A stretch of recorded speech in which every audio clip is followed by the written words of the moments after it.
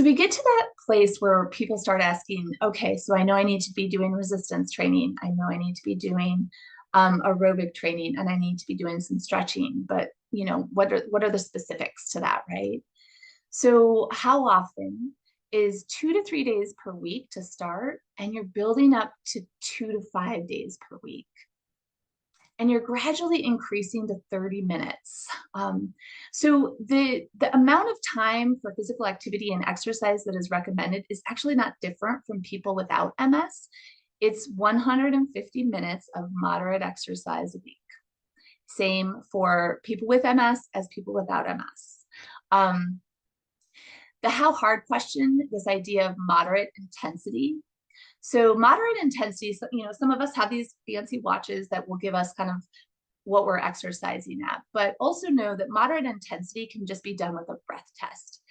So if you can, so moderate intensity is basically you can talk, but you probably can't have a full conversation, and you can't sing.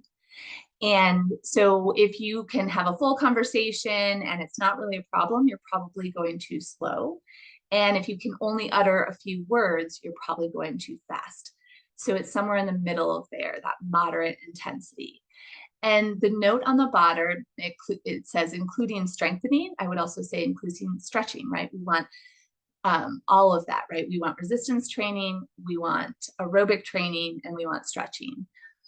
Increased repetitions and intensity as the body adapts. So our bodies will adapt to exercise, and that's when we have to either increase intensity or we have to increase repetitions, right? Or we have to go longer. So, as your body adapts, then you change things around.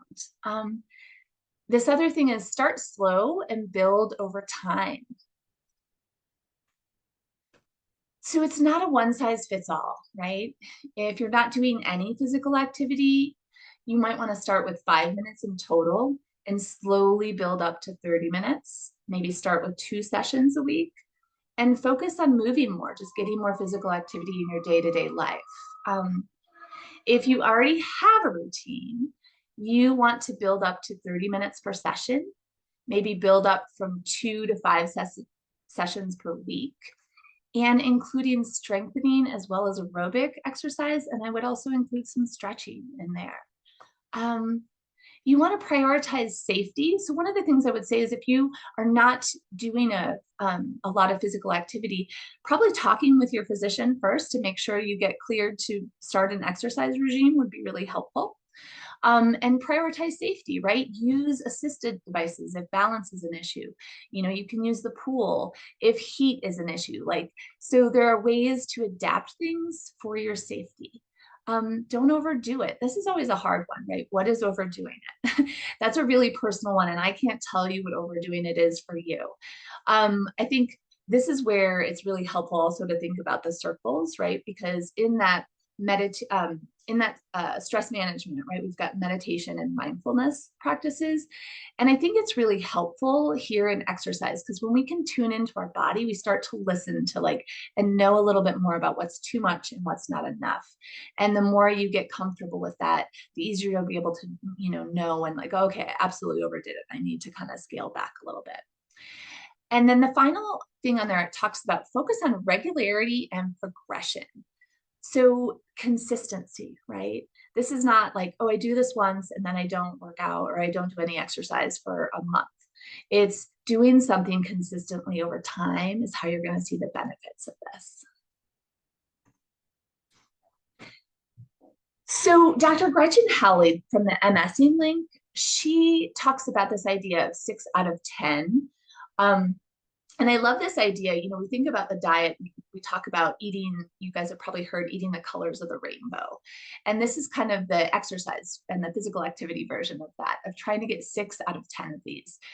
So, looking at strength, endurance, stretching, balance, aerobic exercise.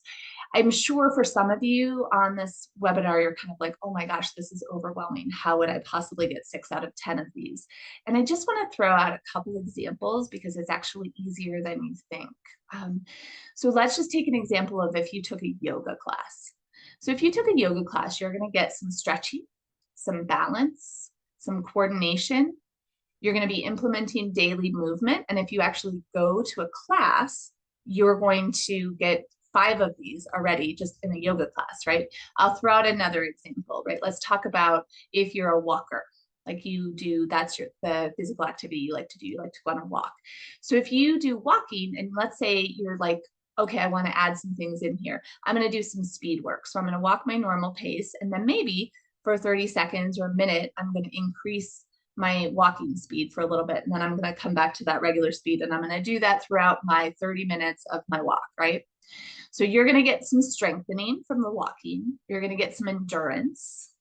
You're going to get some aerobic exercise because you're going to get that heart rate up. You're going to get some speed work. And you're going to get some implementing daily movement. So again, trying to get 6 out of 10 of these. I think the other thing that where I think this is really helpful is for some of you on this webinar, you're already doing a lot of exercise. You're like, okay, this is just reinforcing what I'm already doing. This is a really good place to come back to for those of you who are doing that. So you might be doing a lot of physical activity, but are you doing all of these things? And can you incorporate some of these? And so this is a nice way to kind of add some things in if you're one of those people who are already doing a lot.